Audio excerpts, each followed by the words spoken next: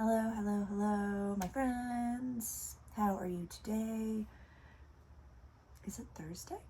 Might be Thursday. Happy Thursday to you. Today I'm going to be going over a little bit of my birth chart and a few of the aspects of it.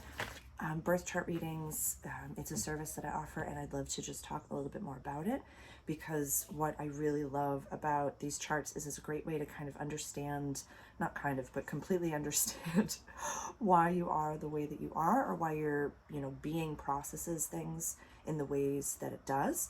And then you can then in turn utilize these tools and work on yourself and better yourself and develop yourself in the ways that I don't know, are just super specific to you. So I find them to be an incredible tool, and I love doing readings for people and kind of explaining a little bit, because it's like hieroglyphics, right? Like, do you understand that? That's like this and this is the same thing. Yeah, I know. Weird. So I think we'll just start with the sun sign, like the big three: the sun, moon, and the rising sign. What does that mean? Well, first of all, the bits of information that you need to get this little thing for you is the day and time of your birth and the city and state of your birth. So now let's just go over what the sun sign is, what the moon sign is, and what the rising sign is. Sun sign is your main sign, like the way that you, the face that you show to the world, the first lens that you see things through. I will use lenses as a reference, as kind of the best way to explain these things, because they're all different lenses that our consciousness views the world through. So my sun sign is in Aries. So the first instinct that I have is to be a cardinal fire sign, a go-getter, a starter, a aggressive being. We're the first sign of the zodiac, so we can be very childlike in our actions. We can be messy as fuck. We can be a little bit crass, I guess, for lack of a better, not crass, but kind of like a Sagittarius. People are like, why the fuck can't you just figure out? I'm sorry for swearing if anyone's offended by that, but like, I'm a cardinal fire sign. So, and I've had a lot of coffee, so it's a good day. I've switched to Cinnamate. It's good. But so I am the first one to go do something, first one to make a fool of myself, first one to be like, I want to run into that wall over and over and over again until I figure out what's best. It's like we're the ram. That's our sign. And it's funny because it like it's literally like running into a brick wall, running into a brick wall, running into a brick wall. And all my friends would be like, hey, Sarah, you don't have to run into that brick wall anymore. I'm like, but I can do this. And then I'll stop and I'll be like, I know what I have to do. I have to make a helmet. I have to make a brand new helmet that I can run into this wall over and over and over again, and everything's going to feel great, and I'm not going to have a concussion anymore. I'm just going to do it. And then you run into it and run and run and run and run into the wall over and over again. And then one day you just finally stop and you're like, you guys, I can just walk around the wall. Like, I can just walk around it. I know, right? And all of the people in your life will just be like, I told you that from the beginning. Doesn't fucking matter. For an Aries, we're experiential learners. We need to do things. We need to feel like we're doing them first. Our statement is I am. So that's the positive side of things. We'll be the first one to grab a machete and go through the woods and go first into the haunted house. Like, that's us. But the negative side of that is that we can be extremely self-centered in the way that we don't even recognize that there are other people that are, like, we forget that people are experiencing us because we are experiencing the world to then tell you about it. Like, we want to do it for you. Like, we want to go and run into the wall for you, so we can be like, don't run into that wall. Just like you're trying to tell us the same thing. It's kind of like when you're trying to teach a Gemini something. Like, they need to learn it for themselves and then tell you about it. Like, but we'll get into all the other signs. But just because there's so much info here, and there's so much that it's literally rabbit hole upon rabbit hole. I could talk for hours upon hours about this stuff. So if you have any questions, or if you are interested in a personalized birth chart reading for yourself, please reach out directly, because I would absolutely love to interpret your chart and see what really pops out, and talk about what's going on in your life as well, and how you can help yourself better yourself. Like, these are tools for you, but the way to describe it is through me. So that's my sun sign. That sign, like that placement in my chart, is in my 5th house of creativity and childlike spirits. And I have my little chart here. It's a fixed fire sign. It's run by Leo. So that house is tons and tons of fire. Romance, passion, creativity, my creative expression, a fun, joy-filled space. So what's important to me, like if my Aries is put in my 5th house, that's another lens that I'm seeing this through. So I want to be first in creating a joy-filled, beautiful carnival space for everyone else. As plain as the nose on my face. As plain as the nose on my face. My moon sign is in Capricorn. So my intuition is to be like, sometimes when my anxiety's popping, I'll wake up first thing in the morning. I'll be like, are you a millionaire yet? Have you done it?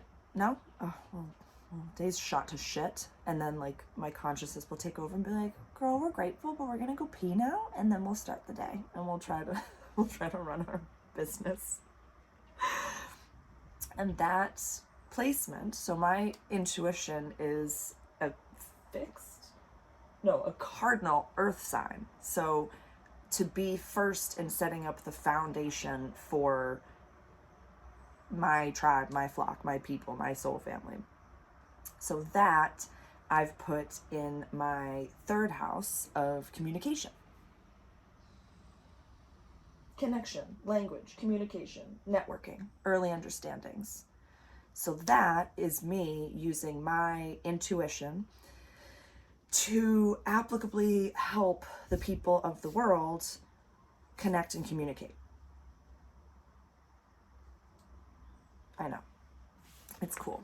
It's really cool. I can't wait to meet you and to read your chart, because it's like, it's so cool when you get to like self-identify, because then when I have that with this information, if I didn't have this information, I would wake up every fucking morning and I would say, why aren't you a goddamn millionaire yet? And I would fall down that rabbit hole of failure.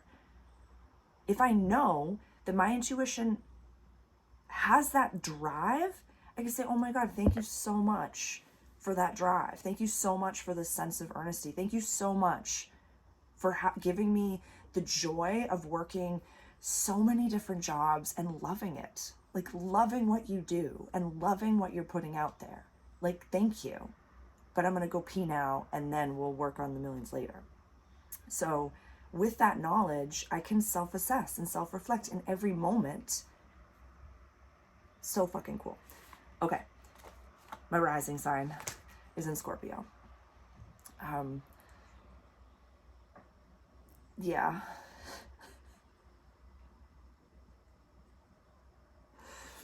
So the Scorpios, they're sexy as fuck. This is my rising sign. But if your sun sign is Scorpio, you have a gaze that could just freaking stop a charging bull. Like they are so incredibly sensual, sexual, but in a way, sensual, not sexualized, but sensual, attractive, flowing, watery, very comfortable. They play their cards close to the chest. They're like that baller freaking chess player that comes in, or like poker player that comes in, wins all of the money, wins all of the tables, and then just walks out. And they're like, who's that? And I was like, it's the lady in black. That's who it was. And it was just like, that's the Scorpio. They're such a freaking gorgeous, gorgeous, gorgeous vibe of a being. And that's my ascendant. These are the lessons that I'm meant to learn in this world, is loving my sensual side, loving my sexual side, loving my, how do I feel gorgeous? How do I feel beautiful? I mean, I think it's tomorrow. Do we have Venus going into Scorpio? Yeah, as I record this tomorrow, Venus is going into Scorpio. So I have to look out, because Venus is going to be transiting over my ascendant super soon. So that's another thing. We'll talk about the aspects and what the planets are doing now, because that's something that I really self-reflect on is I use this so I know who I am, and then I see where the sun is highlighting. And I use that as kind of, think of a lighthouse, and that the lighthouse is just spotlighting over a specific area of your life and a specific planet. And so it's going to highlight certain things for you. And based on where the planets are, certain areas of your life are going to come up.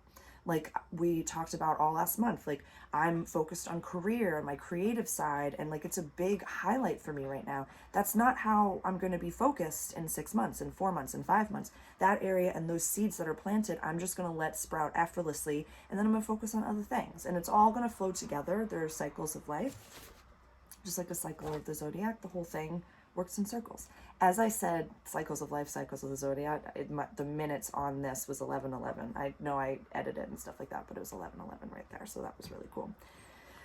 So my rising, the mask that I wear, the storefront image of myself maybe could be, I don't like to say intimidating because that's not the right word. It's strong and it's powerful and it's out there and it's gregarious. It's big.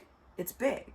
I definitely know that I can take up space, and my work is accepting that. My work is not making myself meek, but making myself powerful and accepting that role because it's built into my chart. Pluto is actually conjunct my ascendant. So my deepest transformation in this life is accepting all the sides of myself, accepting my loveliness. Even saying this here, it's like my deepest work. It's great. My biggest transformation will be that.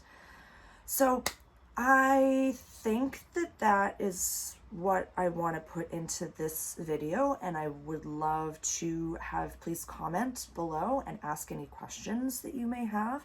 Please reach out directly, and if you would be interested in booking a birth chart reading, we can go over as many different aspects as we can put into the time. If there's a specific area of your life that you wanted to focus on, we can do that. I did a birth chart reading for a baby yesterday, which was really cool.